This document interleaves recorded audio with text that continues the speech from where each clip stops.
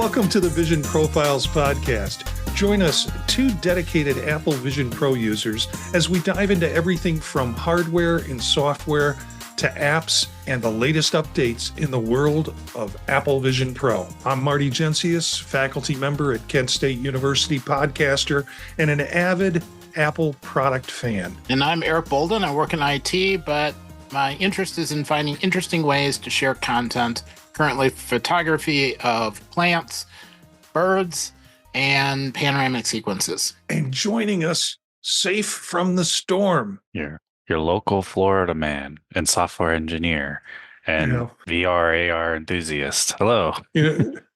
Florida man is not necessarily something you want to brag about.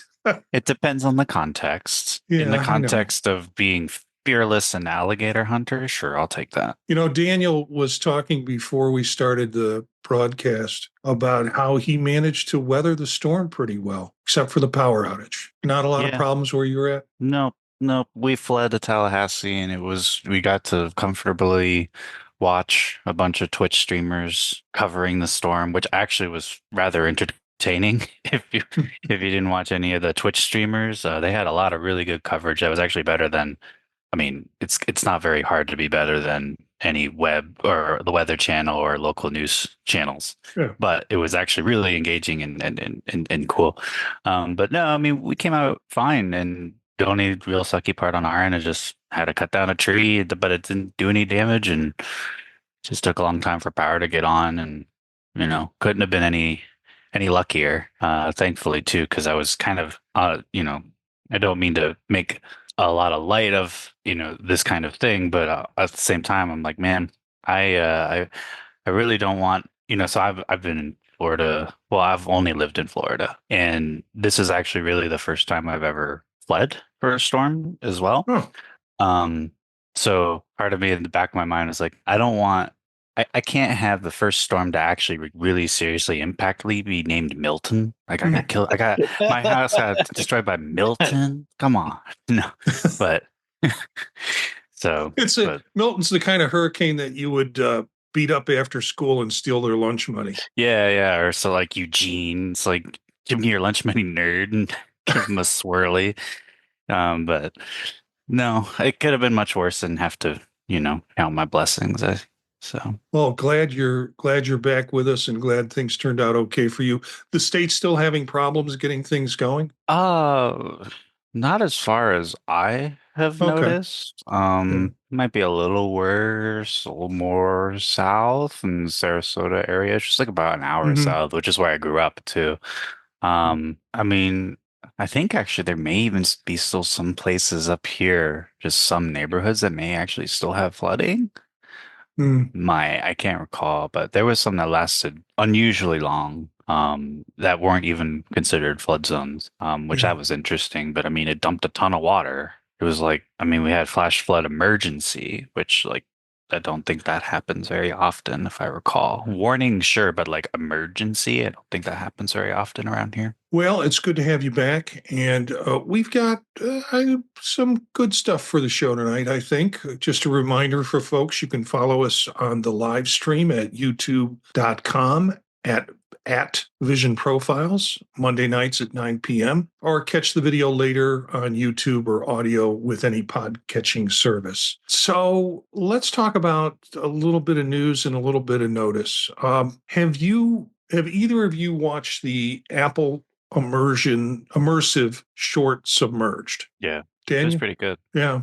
Okay. Very good. Just trying to get your reaction to it, and if you see any future with this. I really liked it. One of the things as I was watching it is, I wish I could have.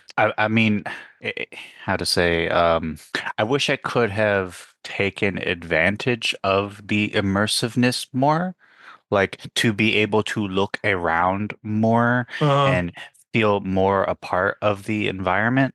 And I was just also trying to think why that might have been. And I think probably a lot of that, like why it wasn't there, which there was a lot of it, don't get me wrong, but why maybe there wasn't. I'm just thinking like, what would immersive video being done, like what could give me that experience, but also still have like storytelling attributes, like Yeah. of techniques of how you film and cut and switch and whatever. Because some of those I felt like maybe like cuts were almost like maybe a little jarring, where it's like, no, I didn't want it to go away that quickly. Like maybe they could have done something clever or have more, like if you're watching movies where they have those really long uncut scenes where it's like practically like 2 or 3 minutes of just completely uncut. And I don't mean fake uncut, I mean real uncut. If they could do something like that, like would be really neat and immersive as well to Yeah. really enhance it. But it gave me, I mean, I'm looking forward to more, and I hope to see more like something feature length would be cool. I'm a little afraid of feature length. I think when I took that headset off after that experience, it was like, wow. Everything I've read, people are wowed by it. People are saying this is the demo they should be doing in the store. And but I was exhausted and thought this is a different visual experience than I've had before on the headset. And I just wonder how much I'm going to be affected by it if it goes into a longer form, in terms of perception, in terms of vertigo, in terms of because it's so it feels so immersive. I mean, when you're looking at other things, you're watching something on a screen. You're watching something on a screen. This was you're in the middle of it. Of course, unless you turn around, then you realize you're not in the middle of it.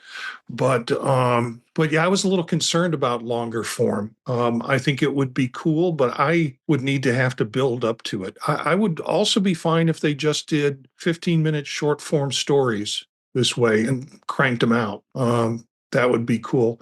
Eric, your thoughts? I was impressed with the videography. The immersive video seems to take a whole lot more planning. That the whole concept of you couldn't really see around you. You didn't get the scene that was the kind of continuous showing lots of different things. I think if you did that much motion, you'd have a bunch of sick people watching it. They did an excellent job of bringing in the characters, having them stand still long enough that you could kind of get a sense for the scene and a feel for anything before stuff started moving around. And at no point did I feel sick to my stomach or disoriented. So I was just really impressed with how that was done. And pretty much all of the immersive films have been pretty good in that respect. And so, I don't have any idea how many takes they had to do to make that work. But I'm looking forward as they come up with more of these to see, that hopefully that continues. And then as everybody gets used to it, maybe they can get some of the bigger, longer scenes. Yeah, at the same time, I say this would be what they should be showing in the Apple Store. They better have buckets because there's the possibility people could get real sick from it, or just the claustrophobic aspect of this particular storyline. And I've been in submarines, like at the museums and stuff like that, so I get it. But I initially I thought, how closed in am I going to feel in this process in watching it? Thought it was interesting. Thought it was good. Hope to see more of it, like Daniel says, maybe even something in long form. But that would be great for people who are doing using spatial computing and using the devices. A little note that I read today that I thought was pretty interesting. It was Tim Cook speaking to the Wall Street Journal, and I'll quote it to you and see if you have any reaction or response to it. This is to the Wall Street Journal. He did an interview with them.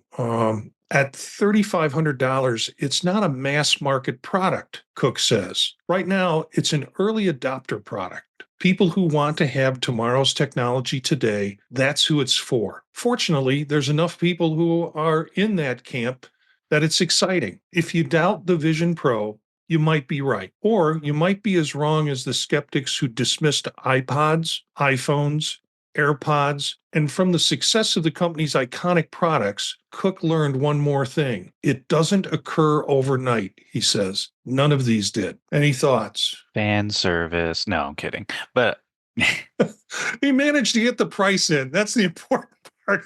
I mean, he's not wrong.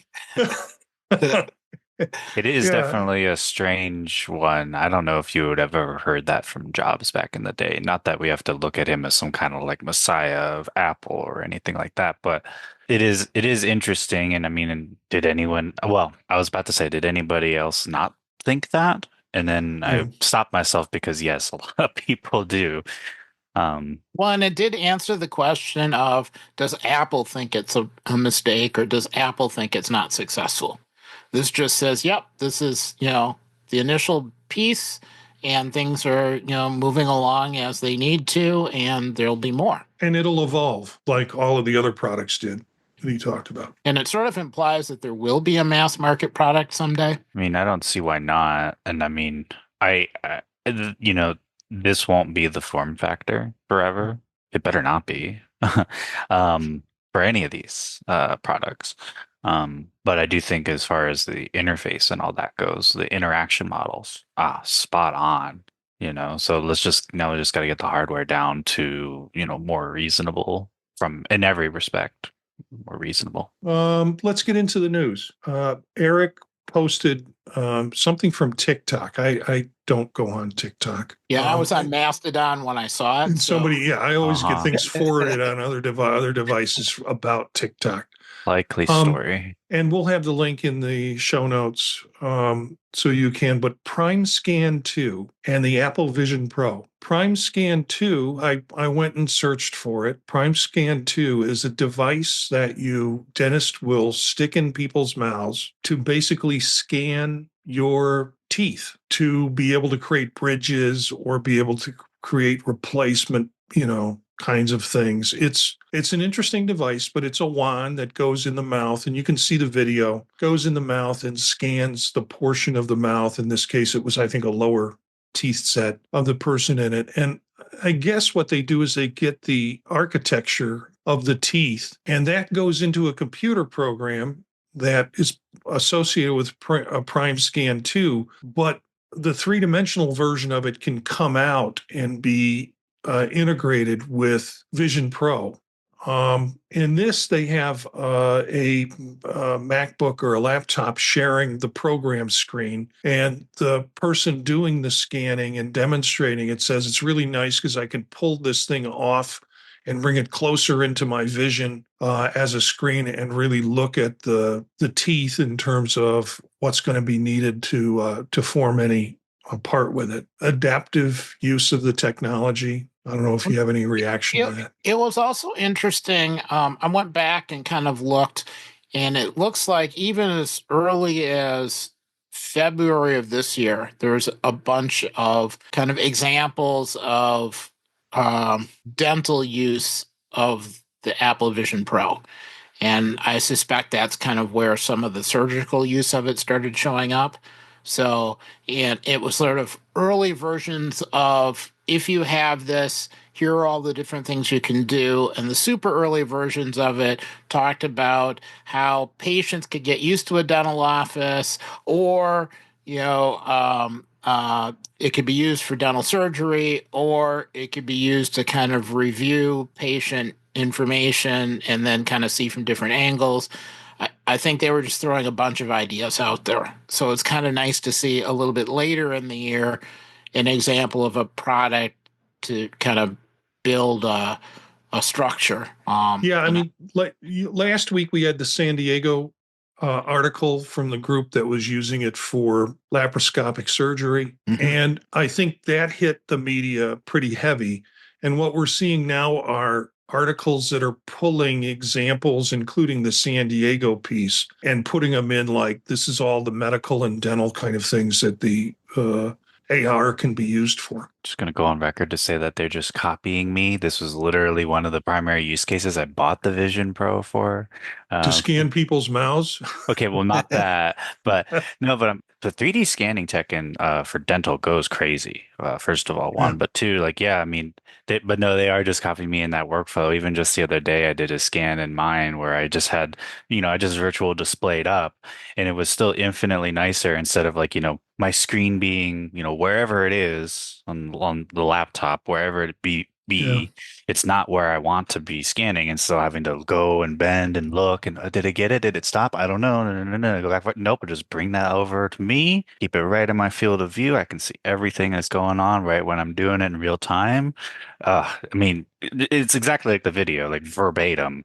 Now, just like let's expand that out, and like I would love it if it actually like projected onto whatever I'm scanning. Like if it was something large, obviously, like that mouth not going to work in there. You're not going to stick the Vision Pro in their mouth. But if it was something larger, it'd be cool to see the scan results also superimposed in real time. Yeah, we talked about an article last week where, well, it was the San Diego article that had some other stuff in it. That included somebody doing like taking CAT scans of spines, and CAT scans are nice three-dimensional objects, and placing it on top of a patient who's lying on the table to look at where they're going to be doing the surgery based on the scan superimposed on the patient.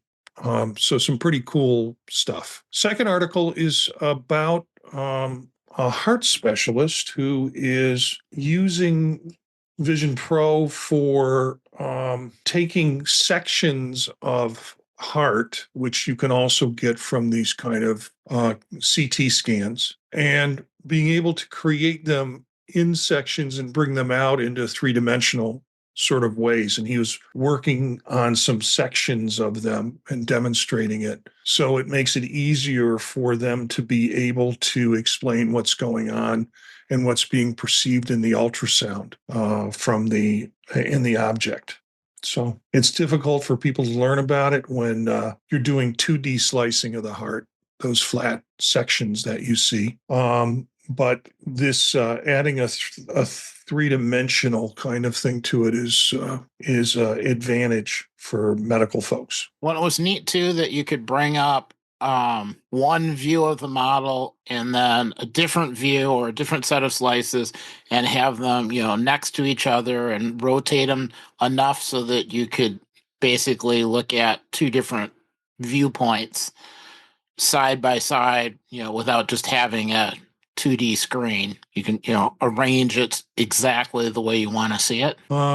So some medical applications in the news. Another article in the news was, well, it was more of an essay that I thought was pretty interesting. It was a 9 to 5 Mac, and it was titled "Eyesight may be weird, but it's a step towards solving a key Vision Pro problem." And the person goes on to talk about isolation, or being isolated from folks when you're wearing a headset, is really a big problem. And they make an argument that, well, people do that with their phones. It's just not headsets. They put their nose in their phone. But it seems a lot more isolative when you have a headset on. So they're making a strong argument that they need to, because there have been articles about how they're going to drop eyesight because it's just extra technology and extra cost. And it really is just a projection of the persona. It's not an actual camera capture of what's going on behind the screen. It's a projection of your persona. But the author makes an argument that this is important to do to reduce the amount of isolation that people feel who are either wearing, or people around them feel when someone's wearing a headset. And yeah, the googly eyes and the uncanny kind of stuff, uncanny valley stuff is weird, but it's better than nothing. And other VRs don't have that right now. So I have a question for you guys. Do you guys feel isolated wearing the headset? Or do you feel isolated because other people think around you are isolating you, if that makes any sense? Because the reason I say that, phrase it that way, is because I obviously had the headset with me while we were at my partner's brother's, which was killer for travel. Great, awesome. But I did not feel isolated. I don't feel isolated, but I did have a sense that maybe I was being isolated in the sense that other people around me who weren't as familiar thought like I was busy or engaged or doing something like not interruptible. So in that sense, yes, I felt isolated, not but because of different external forces and that like social contract, they don't necessarily know that they can just talk to me. as if I was on my laptop. That's a hard thing for me to gauge because I do most of my work down in the front room, living room of our house, either early in the morning or late at night. So people aren't around. So Oh, they're not isolated, they're asleep. yeah. I get the concept though, because that was a trick I used to do when I wanted to watch my son's soccer game or lacrosse game. And you get parents who show up and all they want to do is talk to you constantly through the whole game, or they want to talk to other people next to them constantly through the whole game. So I brought a pair of AirPods with me and put them in my ears. And it was like they Mm, wouldn't attempt to try and talk to me because I had earbuds in. And for whatever reason, it worked. I didn't turn them on. I just had them in my ears, yeah. and I could watch it. So that social contract that you have that you're talking about, Daniel, I think is part of the equation. That people see you in that setting and they say, okay, we're not going to engage. We're going to isolate. I just don't have the data on it. The only time I wear it in public is when I'm on a plane, and really people are not paying attention to anything other Yeah, than their own everyone's stuff. just trying to Yeah, zone out anyway. yeah. Yeah, yeah. I think eyesight isn't quite as obvious as it needs to be. For me, eyesight, the importance of eyesight really isn't the isolation part. It's a privacy thing where the headset you're wearing needs to let people know that you are paying attention to the outside world or you are not paying attention to the outside world. That's that's what it should be doing, and I think it's not always totally clear. What I have noticed is anyone who's been around somebody who wears a headset just comes up to you and assumes they can start talking and you will be able to see what's going on and interact. And they just kind of get used to it, and if you don't respond right away, there's a short pause, then they continue assuming that because I've got mine set so that it interrupts me so that people break in, and pretty much everybody, including the dogs, just assume that they can come up to me and, well, dogs don't really pop in the same way, but as long as I'm not immersive, you still can respond to them the way they're expecting, and they just treat it as if I'm wearing a pair of glasses. Um, New people that have never seen the headset before aren't quite sure. They need like a couple interactions, and then it's sort of like, oh, you actually can tell what's going on around you, which is why I'm saying that the eyesight's not quite there yet. I think it just needs to be more obvious, not less obvious. And I think it still is a key component. It's if you can't get to the point where you're just wearing glasses, you need to be able to get to the point where somebody can see your eyes are open and they're looking at you without making it creepy. Yeah, in terms of like the technology, I'm still for pro eyesight. I want it like 30% sharper. I don't ever want it Mm, to get any more than that. Any more than that would be too uncanny. Yep. And then yeah, until it's full pass through, like where you see my literal eyeballs, no, I'm not. I would like this to exist. yeah. Just another thing Yeah. on the Go ahead. isolation. I also actually just you made me realize there. It could actually also why maybe people feel isolated in it could also maybe come from I just realized like I don't use environments like at all, pretty Mm. much never ever. So imagine if you use it all the time, yeah, you probably do feel isolated. But you are literally in VR then, whereas I'm primarily AR. I Yeah. That. can't even tell you the last time I used an environment or anything fully immersive. Oh wait, yeah, I can. The submerged, but that doesn't Yep. count. I'm watching a movie. I'm watching a movie. That doesn't count. So Yeah. And I attempted to interrupt you twice. Not because you're saying anything wrong, but it was exactly what I was thinking. That I don't do much immersed environments. I'm usually got screens up. I can see when somebody walks into the room. I can even say something to them. And the article goes on to talk about that there are some headsets that are just fully immersive all the time, but Apple's got the possibility of doing one or both, depending on how you set it as. It's generally it winds up icons floating around in the real space that you're looking through.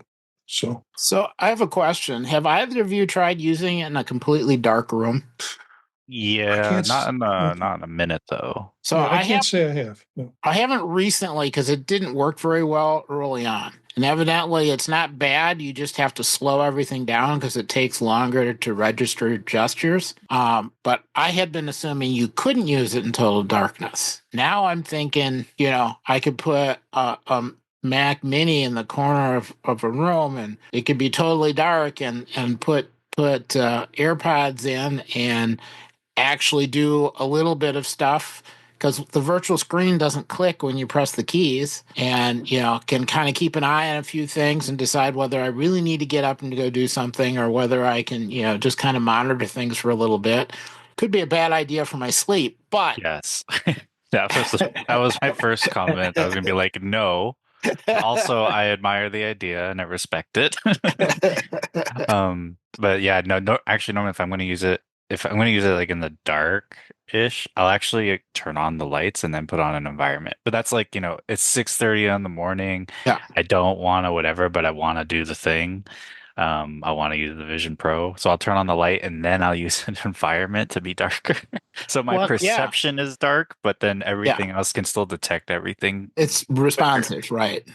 I've got a simple answer to your question. No, I don't wear it in the dark because I can't find the pretzels. Oh, see, that's why you get big IR illuminators and strap it to the side so you have extra night vision. Actually, I had seen some people doing that, like additional infrared lights on it, which it already has some, but I don't Yeah, think they got night vision with doing that, I've but seen that would be people do cool. I've seen people do lights down like where their hands are and just to be able to register the hand counts. Oh, Now, frankly, that happens too on airplanes because if the whole cabin goes dark, yeah, I wind up turning on some overhead lights for the purpose of them being able to register my hand tracking. Daniel, you're moving around like you've got something to prove. the audio audience cannot tell, but I have, if you know what retro reflectors are, right? Street Oh, lights and stuff, right? And I Yeah. don't think even on the video it would show up, but I have all these markers and they're retro reflectors um, for 3D scanning, right? Because they show up really well for tracking stuff. Yeah. right. I'm going to put some on my fingers. So the Oh, IR illuminators have extra yeah. light to reflect off of. That actually might work too. Like I'm gonna Huh. just stick a bunch on my hands. Could That you that get like little bioluminescent stickers that would glow in the dark? No, they don't glow in the dark. They're like street signs. Yeah, I Um, got that, but I'm saying, could oh, you could would that work oh, with like little phosphorescent tips? oh, maybe. Depends how much it needs to detect to tell it's your hands. I Yeah. mean, and the same question goes for the retro reflectors. But that's an interesting point. Maybe get or alternative, maybe get gloves that have retro reflectors in them, like for like construction workers at night or something. Okay, we're going down a rat hole right now. Let's talk about the new beta. We got beta 5, and then 5 days later we got beta 6. And nothing So interesting in them, at least what I can no, tell. no, I did some searching and found that some key updates include smoother responsiveness and minor visual adjustments like slightly darker windows. Additionally, issues like pass-through mode jitters, especially in low-light environments, remain, but overall, the update is seen as a step forward in stability and usability for developers. No Mac Virtual Display. Yeah, no one cares until the ultra wide Yeah. comes out. So that's new with betas. And I'll have links in there to the articles, never say much about what's in them. But there is a developer uh, blog from Apple that has the documentation. I'll have the link in for that. So this is all Okay, the and release yeah, candidates now, right? So yeah. hopefully within a week. Oh, it is release candidate? I thought it was No, still beta. It came out no, today. I thought that's what you were talking about. no. Oh, wait. It says We had a RC. new release today. 2.1 RC. I'll put it in chat. Am I blind? Maybe I'm blind. Maybe I'm just so used to every other beta that's a big nothing burger that I just assumed. Well, Unless I'm not reading it right. Apple issues release candidate for Apple Intelligent OS updates. But it said Vision OS in there. Not for Watch OS. But yeah, everything else was. So they they Well, released another. unless I'm not reading that right, it was a weird article. It's written funny, so it's possible I'm not reading it right, but it still is close. It's within a week or so of. Yeah, hopefully. Well, even on the developer thing, it says it's an RC, so I'm hoping so. There's been some other beta and not announcements, but some other confirmations of some software updates coming in the next week or so too. Like I saw one that was suggesting that the new AirPods Pro hearing aid feature should be in the next iOS Mhm. 18.1, like this coming week or next week or so. So they're probably going to roll out all these in the next week or so, which would potentially co-align with a Mac event. Which where is this Mac event here? That's what I I need don't to. think it's That's going what to I happen. want. I don't think it's going to happen. I don't think an event will happen. I just want a. I just want a new MacBook Air. Well, Yeah. if you figure if at least some of the hardware should be available for ordering, if nothing else, by the 1st of November, then that would mean the week before that we should have OS updates because you wouldn't want to do both at the same time. So who knows? Well, first thing I'm going to do after the show is put my headset on and see if there's an Let's see update. if there's an update. I did it last night and I'm like, okay, maybe nothing's coming. I might have even done it this morning. I did mine this morning. And you didn't see an update? Yeah, it wouldn't I have been didn't. until this afternoon because Yeah, it would because have I been noon. updated to whatever beta this morning. So yeah, Yeah. maybe I need to try later. And Okay. I'm not doing betas, so I can't confirm it yet. Yeah. Eric jumped that track. He's Boo. back on the slow train. Boo. Okay, stories. Vision Pro Crackgate is real and it's still happening. Take it from me. This is an appleosophy.com. I had never heard of this website. What a name. Appleosophy. It is a nice story about poor person got cracks. They've been checking it religiously to make sure that that was not going to be a problem. And they went ahead and got cracks. They woke up one day and it was there.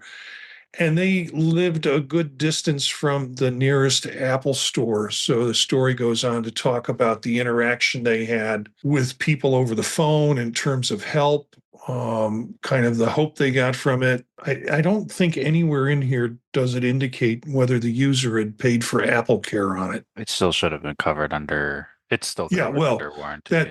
Ultimately in the story that turns out that it was covered. But creates a little faith in the goodness of the company. I have to wonder if this is this guy's like first or second Apple product or something, because I don't know. I read it and he seemed so it's a good story, but he seems so dramatic, perhaps. I mean, because I remember I had it too, and it's like I just now he was an hour away from the Apple store. But I just went to the Apple store and it was bada bing, bada boom. I had a new one on Friday. That's in within the same working week.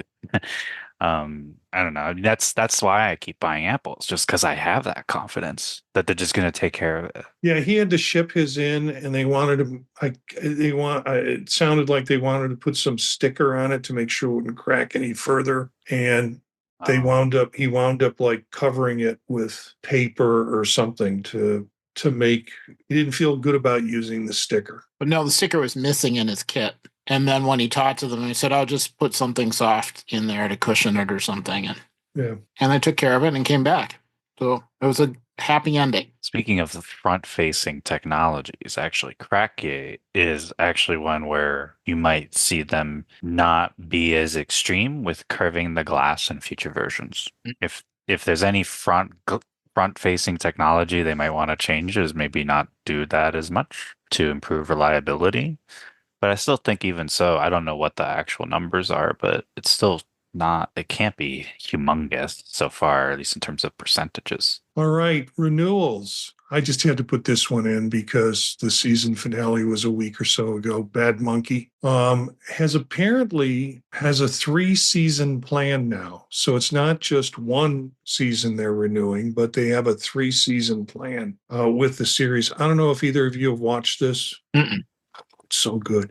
Florida Man, you should be watching this. This is Carl Heisen's books. I am not familiar, but does it have Florida Man vibes? I mean, we got a promo picture here of a guy with like a monkey on his back giving him a popsicle to him. So, yeah, we got some Florida Man vibes here. No, the guy who wrote it used to write for the Miami Herald, the crime, and so he was doing the crime beat. So he then went out and created all these successful books as a result of it. So this could, in a way, go on a while if they wanted to. Interesting. But they've got 2 more seasons locked in, which is pretty cool. I'm gonna add that to download that now. Yeah, it's a 10 season first season and really really well done. Hey, come on, it says Floridian oddballs and one bad monkey. It better live up to the name. That's all. Well, I'm the gonna say. monkey, well, you'll be disappointed if you're looking for a really bad monkey. But yeah, this is done with Hmm. Lawrence, Bill Lawrence, who did what is it? Ted Lasso, and or is doing Shrinking.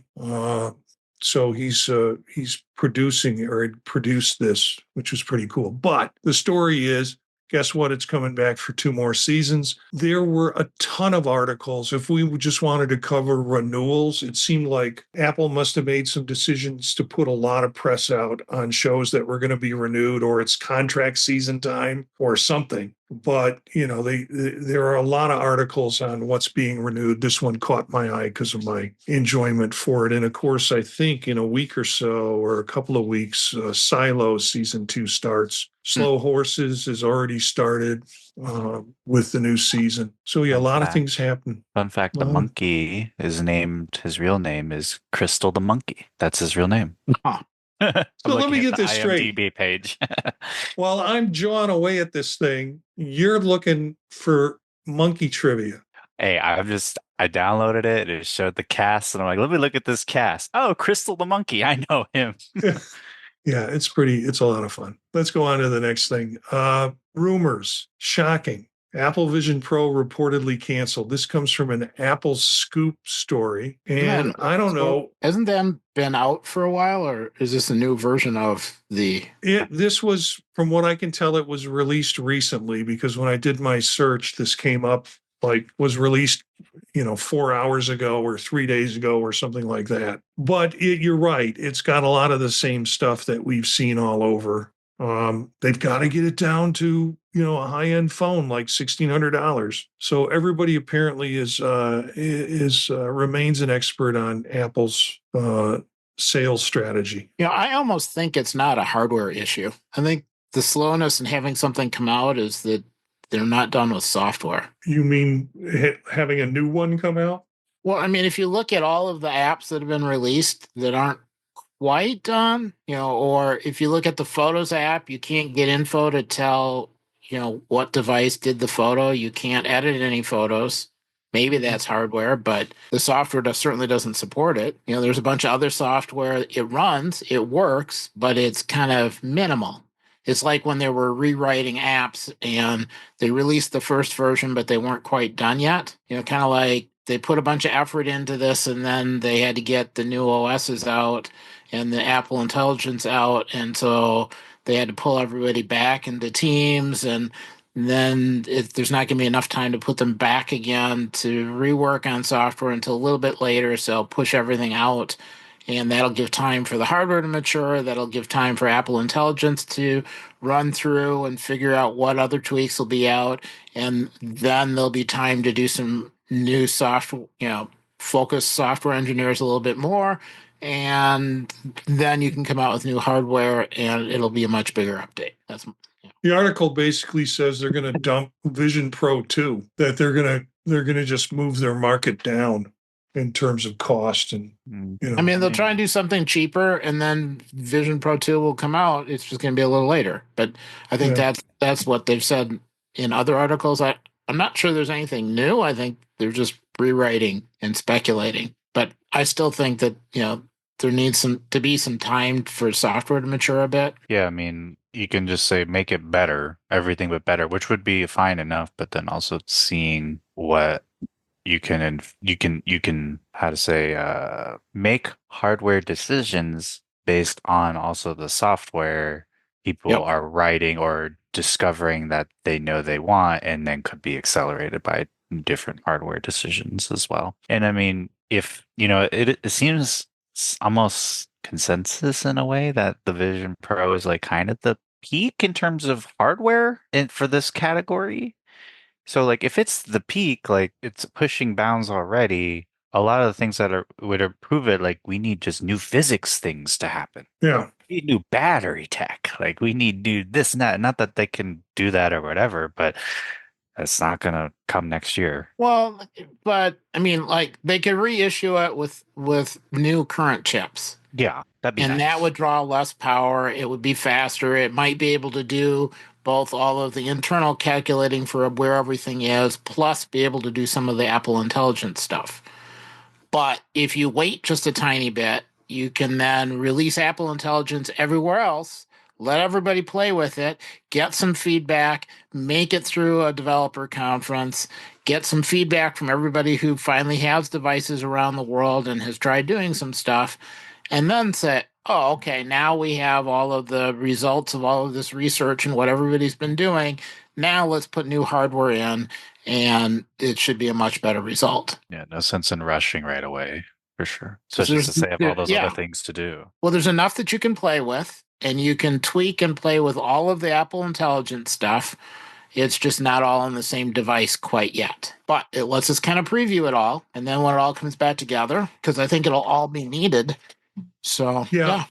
Just switching around a little bit. We're talking about the competitors, and in the last week we've had MetaQuest 3S come out. I've got one, and I have a 3 already. I was tempted to get the 3S. I'm going into the holidays with a bunch of little kids and family members and stuff like that, so I can bring the devices and let them play for a while. I don't notice a great deal of difference between the Quest 3S and the Quest. A little bit more of a screen door effect with the Quest 3S, but not enough to take away from the experience. I did, since it had been months since I put my Quest on, when I put on the 3S, I immediately started loading and from the same account, apps like Beat Saber, and they did a new rendition of it. And so I turned it on and thought, well, I'll do a little Beat Saber. I don't know. I couldn't figure out how to get past the controls. It had become so complicated with like a wall of choices. I just want to press the go button, and that wasn't quite there like it used to be there. So I'll go on the web and figure it out somehow. But I did spend some time fishing with it and the usual stuff. It's real clear to me that at least my use with the Quest is gaming or some sort of relaxing type of activity with it. And I'm not doing that with no surprise, I'm not doing that with the Vision Pro. At least in terms of the display, do you think the display difference is worth the extra $200? Between the 3 and the 3S? No, I don't. Really? Yeah, I mean, because most folks are not looking at it with the scrutiny that you or I might look at it.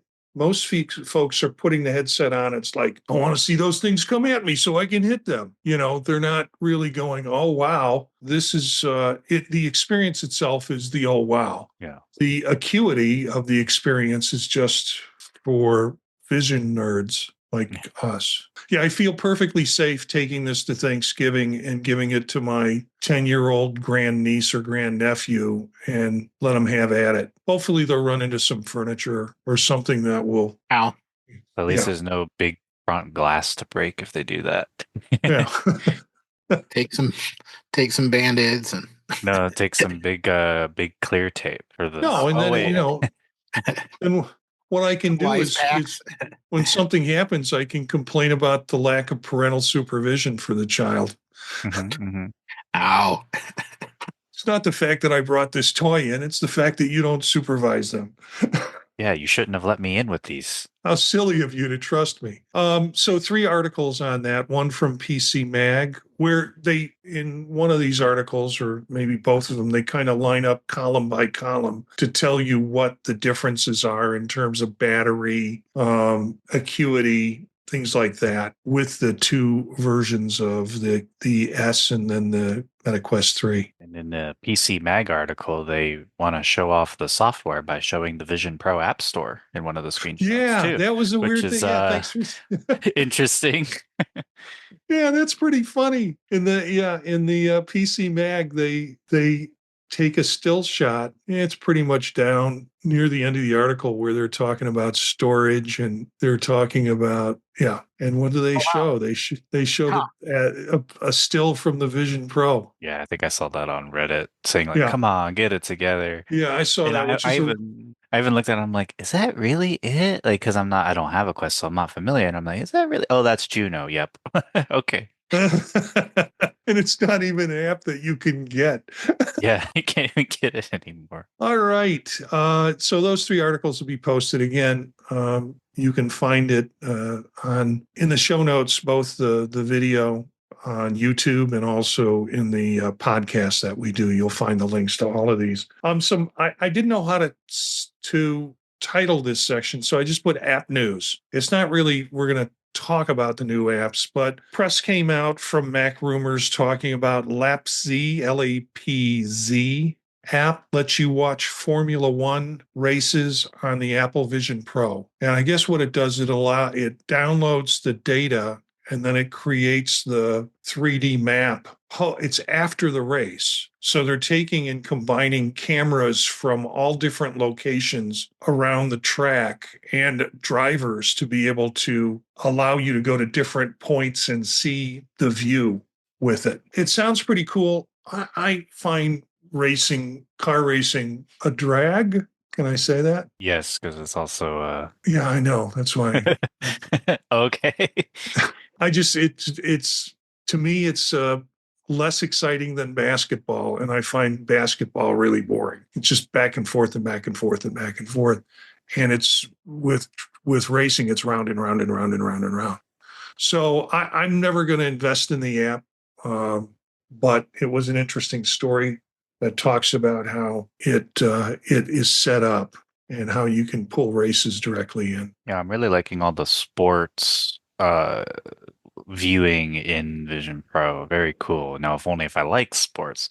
And as I said that, I was thinking I don't like sports, but I've been known to watch an esports game, some Counter-Strike. I just was playing some earlier and I thought, oh, actually, esports game being broadcast in such a way, and since it's already a video game, you could have the 3D map and all that, and the different player perspectives all at the same time in sync. It's already digital, already there.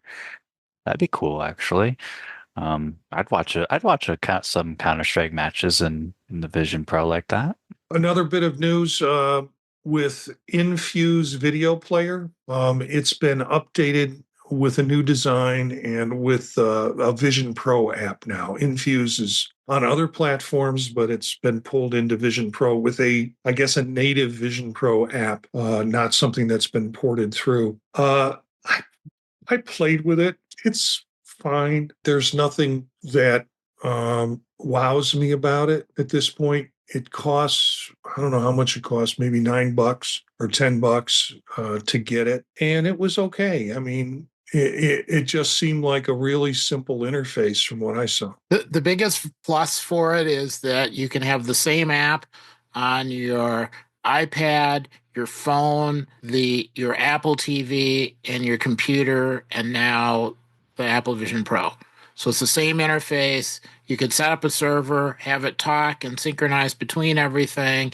And so if you're trying to do like a movie server in the house or something, it's convenient.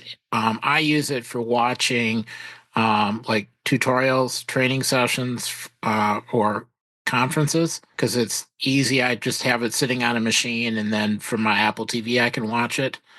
And then the only thing I noticed is with the new Vision Pro app, I haven't figured out how to download subtitles. On the Apple TV app, I can do it. I can do it on the computer, but I didn't.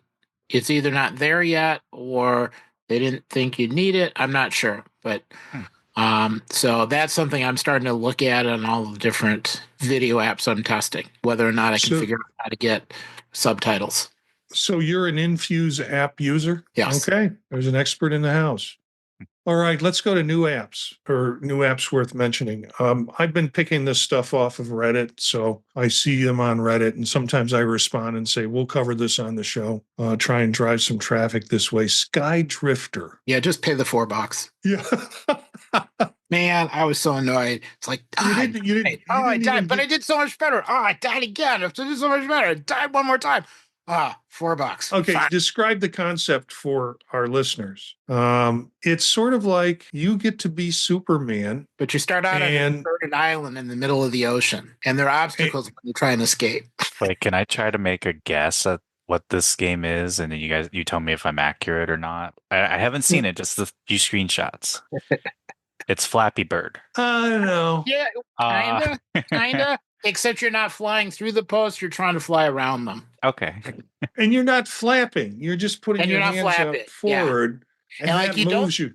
Right. Now you can try and you can lean, turn to the right, and turn to the left. It's a little Superman action. Yeah, I don't know if there's a way to slow down. I think it's the constant. Whatever speed you get to, that's what you're doing. And you can shift away from one just enough to run into the next one. Yeah. But it tells you how many feet you've gone. So when you die, you know that, you made it an extra foot. It's just pay the $4. It's well worth it. It's bubblegum. It's fun bubblegum. And, frankly, it's an easy app for anybody to demo. I mean, you could give it to a friend and say, okay, go into the app. Now put your hands out and go nuts. And it works sitting in an office chair and you won't knock anything over. With Meta, I realized I can only use apps that are low level of visual disturbance. Like there was one that they had that was it's peak diving, basically, with the outfits on that have wings on them, peak diving, and you're going and you're flying through like a flying squirrel would. I slammed into so many walls with that flying off, and it was so disturbing to my balance in the process that I had to take the headset off and fall back on the bed because I was just getting too much dizzy from the experience.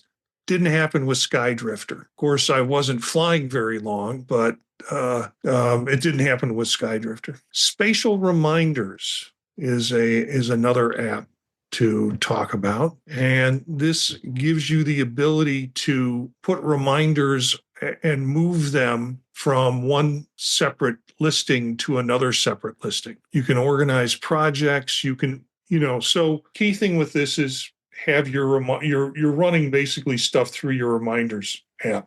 So if you're using multiple devices, you definitely want to do the sync with your reminders app. This app is only available for Apple Vision Pro, so it's a native app, $15 cost, and it's pretty good. If you are into using reminders as an environment. I like to be a task manager, project manager, productivity manager, software kind of junkie. So I'm like, ooh, kind of want to try it. But then also at the same time, immediately just like I like the concepts here, but I might try this, but it makes me wonder how I think this would be so much cooler when we have like a Vision OS like 3 or 4 with better like anchoring of things, because I'm just thinking like, okay, it's really cool, like in the demo they show it and dragging like the reminder to water the plants and drag it by them. That is cool, but now I want it to stay there between boots, whatever, like I just want it there all the time. So I mean, it doesn't mean don't start and do it now, but then like imagine when it's kind of like that, I could just kind of have them lingering everywhere, like little literally virtual post-it notes almost. But yeah, in my feeble attempt to try and get control of my life and my workspace, like you, Daniel, I have been kind of a task management organizer, and I've done things, and I've done Todoist, and I've done Omni Plan. I've purchased a lot of them, and my organizational ability to get through the day is still screwed up. So I decided to kind of downstep it, and now I'm trying to use reminders That's the running task list that I have to get things done. And it makes it manageable and it's easy to input. And I don't have to think in large teams or projects. I'm not doing things with teams or projects. This app might be appealing just for that purpose, that it happens to be the flavor of the month I'm using right now in terms of organizing my work, or at least reminding me what I have to get done. Throw it in reminders and then be able to move it around with this. All right. This I thought would be fun. The Cup Toss Challenge. Basically beer pong, if I have it right. I don't know. Was beer pong trademarked? Actually, I was just about to say, you probably can't name it that on the App Store. And then there is all those app stores like Drink the Virtual Beer. So I didn't think of that. What? Yes. I was just going to say, it took me quite a while for this one to figure out how to correctly pick up the ball. Yeah. I actually had to go read the instructions and said, look at the ball and pinch, and then it just grabs the ball. Whole lot easier than my trying to reach out and actually grab it. Pick it off the table. Yeah. So once I got past that, it was much more pleasant. I have problems with these games knowing when to release. So either mine falls flat or mine goes into the next yard. I mean, literally out my house and into the next yard. What appealed to me about this app was the person presented it as like on Reddit and said, "Oh, please look at this. Give me some feedback on it. This is my first app that I've created. I just got inspired and and it was free. And I just want to know I've made something that somebody's used." And so I think this guy I emailed and said we'd put it on the show. So I played with it a little bit. Weirdly enough, like the first couple of times I threw something, it got in the cup. And I was like, oh, great. And then like my brain took over and that made it impossible for me to throw something as cleanly as I did with the first two by accident. And then I also had like the scoreboard in the middle in the way of my view towards the cups. So I had to figure out how to move that to get it out of the way. But yeah, I would say folks should download it, play it, say something nice and encouraging to the developer, give maybe some suggestions, little steps that they can take to improve the app and, help them with their desire to create. I'd like it to get to the point where you can play it sitting down, because it seems to play better if you're standing up. But if you could get it where you could sit in a chair and then while you're thinking, just keep throwing the ball at the cup. Well, like we covered that card deck game last week where you could literally move the table up and down from wherever you're sitting. It's wonderful. They put little handles on the table so you can lower it and get it to a usable place. And this might be something for Cup Toss Challenge. But the ball always comes back to you, so you don't have to go chasing the ball. That appealed to me. Oh, but it's not as immersive if you don't have to stand and actually go get the ball, whatever. And I say all that like I would know. I've never played beer pong. Yeah, I was never much on it. I mean, I think it post-dated my times in bars. We got 25-cent hot dogs and pitchers for $2. So by the time we got around beer pong, and I'm in a college campus now and drive down Fraternity Row, and they've got all the boards set up outside their house. So it still is alive and active, and now you can play it with Vision Pro. This sort of reminds me of, getting fish by throwing ping pong balls at the fish bowl at the fair. You're right. Yeah, but these are plastic cups, so the physics is completely different. It get in the cup, it stays in the cup. It doesn't hit the rim. It doesn't hit the small glass rim and then bounce away. Well, it's less stressful, and then you don't have to take care of a fish. So this is better. Yeah. Last app is a copy and paste clipboard called One Tap. And it is a app that allows you simply to copy and paste within the Apple ecosystem, or with the Vision Pro ecosystem. It is available on multiple platforms. So the nice thing about it is if you buy it on one platform, you can sync and do stuff on multiple platforms. I just realized that I don't think the Mac ecosystem has universal clipboard unless you're using handoff, between Yeah. devices and sharing the whatever. But there's no reason why iCloud couldn't have iCloud clipboard. But yeah, this is cool. I mean, it seems like what iCloud clipboard would be if it existed. Talks about using GPT-4 with one tap AI from any app. Yeah, I might need to try this one just because I'm curious why and how they're doing some of that. Yeah, it is a bit pricey if I remember. Let me go in and look at it. In-app purchases. Yeah, they have a it's a subscription model. Monthly for $199, annual for $19.99. You can get one tap pro lifetime for $34.99 as it's listed, but then it said a offer one tap pro lifetime for $24.99. I didn't get that offer when I went into, or at least to pay for it and make some decisions about what I was going to purchase. So I think I hit the lifetime and wound up dropping $35 on it. So interesting app, and we'll have the link in the show notes for folks to be able to look at this and other apps that we discuss on the show. Anything else y'all would like to talk about? I have a question for video apps. So I already talked about the whole I wanted subtitles, and right now I'm using an iPad version of VLC to grab and download subtitles, and that works. I'm just not sure why it's not showing up for the other apps. So if you come across the ability to download subtitles in one of the other apps, let me know. But my question is, if you've got 2D and 3D content, what do you use? Which video app do you use to see it? And there are a couple out there that seem to work, but some of them you like set it in 3D mode and it's always in 3D mode. You have to then change it out of 3D mode if that's not what you have. And then it wants to know what kind of 3D mode. Is it side by side or whatever? So I'm kind of curious. It might be something we look at in like a future episode, how to, what are the different options, depending on what cameras, like if you have a 360 camera or you've content from the iPhone or old side by side 3D video content or whatever.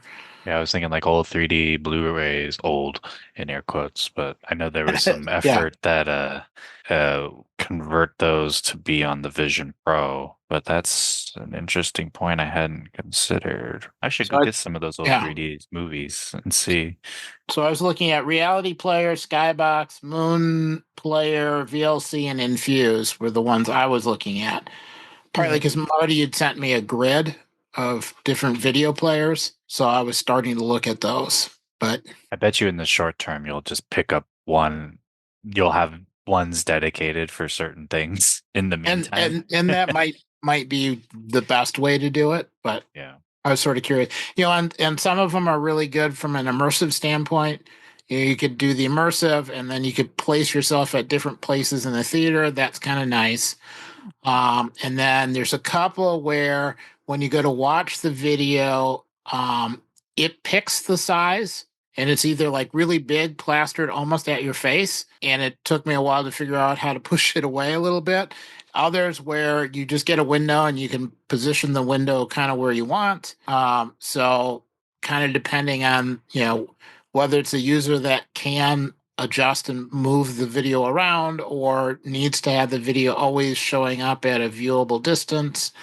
So I can see benefits just from an accessibility standpoint of different options. I just did a Google search on this. Here are some video player apps that support subtitles on Apple Vision Pro, Infuse 8, and then VLC. And Infuse 8 has a variety of formats, like a lot of formats for subtitles. So you can also turn on subtitles and closed captions in supported apps on Apple Vision Pro. To do this, you can, while playing video content, tap subtitles and captions, choose from a list of available subtitles and captions, or customize the subtitles and captions by going to Settings, Accessibility, Subtitles, and Captioning. So that works if you have content that has subtitles built into the content. Right. But if you have content that's missing subtitles, you need to go out and download the subtitle. Yeah, I mean, And there are programs that you so, can run, video programs you can run it on, not necessarily, not that I know in the Vision Pro, that will generate subtitles. well, but then you got to wait for it to generate. Like VLC, you can say, hey, I'm watching this. I want subtitles. It'll go out and say, okay, here are 15 versions of subtitles. Pick the one you want. It'll download it. You look at it. Yep, it all syncs up and you continue watching. On Yeah. Infuse on other platforms, you can do the same thing. Download the subtitle and watch. So it's a particular use case, but if you're Yeah, they talk, other stuff that I found before I got to this link was talking about Navi, an app that oh, apparently does translation or subtitles that you can, what I saw was it will listen to what you're listening to and create a translation or a subtitle. Mm. So Oh, you like might look at that. real time subtitles. I can't speak to that, but that's what it sounded like. I've tried a couple of times just sticking an iPhone up with live captioning, and if it's relatively clean audio, it's surprisingly not as horrible as you might think. You get, probably 60 to 70% of the content correctly. An interesting The solution. the video player that I use to get subtitles is Apple TV.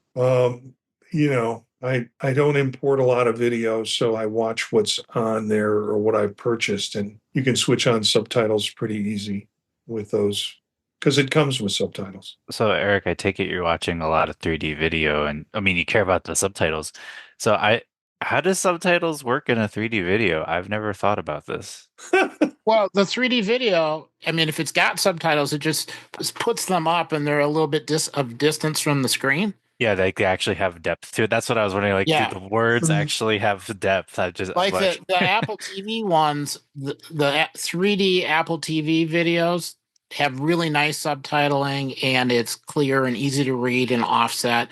That Disney, I think, does okay subtitles also where they're positioned like it's part of the 3D.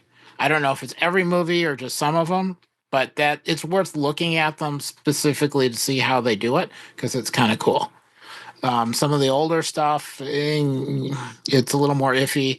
Although with the whole pass-through video, as I said, you can just stick a phone there and do it that way. iPhone mirror your phone into it. There you go. Huh. Well, the only thing I use subtitles for is slow horses because the British is so thick on that I have to put subtitles on it. Anyways, we've been at it for about 90 minutes now, so I think we can do a wrap and you can search for the elusive subtitle automatically generating video playing software that you're looking for. Thanks for tuning in to the show for folks who are listening live or folks who are picking this up on a podcast. We'd love to hear from our listeners. If you have ideas or want to join an episode, email us at visionprofilespodcast@gmail.com. If you're a developer, you're working on an app, or if you're a user and you just want to join in as a third or fourth member with this group, happy to have you here. Our bumper music is Free Jazzy by Steve Combs, courtesy of the Free Music Archive. Daniel, it is good to see you again. Anything you got going on this week that you want to talk about or promote? No, but I have an open challenge. I challenge somebody to come out on the show and debate me about why to get rid of eyesight. I want to fight the internet on this one. Like, All right. Well, thanks for the warning. But yeah, that's fine. Eric, what's new with you? Anything you want to let users know about? If you're trying to get, the fall foliage, the leaf color change, and you want to do depth video, sticking your head out of the car with a Vision Pro on record is not the best solution. You get a lot of wind noise and you get bugs all across the glass. Have not quite solved that. The phone is a little better, still doesn't solve the wind noise. I have to imagine the wind force as well with that extra mass on your head is immediately like flinging you back, and now you got to fight against that. But now you just gave me an awful idea since I have 3 convertibles. in this Hey, house. Why don't you just stop the damn car and get out of it Because and it's take the pictures? foliage on the sides of the roads as you're driving through that drive. It's a particular drive I'm trying to record. Use your iPhone, put it on a gimbal. That's actually what I was like, but well, you got a new phone. Put your phone on it. Strap it to the side. Stick it Yeah. on a suction cup. Yeah. Make sure it's real secure. Well, and that's not a bad idea. I mean, I might have to like stick it on a hand cart and actually walk up the hill instead of doing it from a car. That might be interesting. Okay. Well, I'm glad we solved that problem. Learn more about us and Vision Profile Podcast at our website, visionprofiles.net. And all of our available podcasts are at thepodtalk.net. Spread the word to other visionaries. Thanks for listening and watching, and we'll see you next time.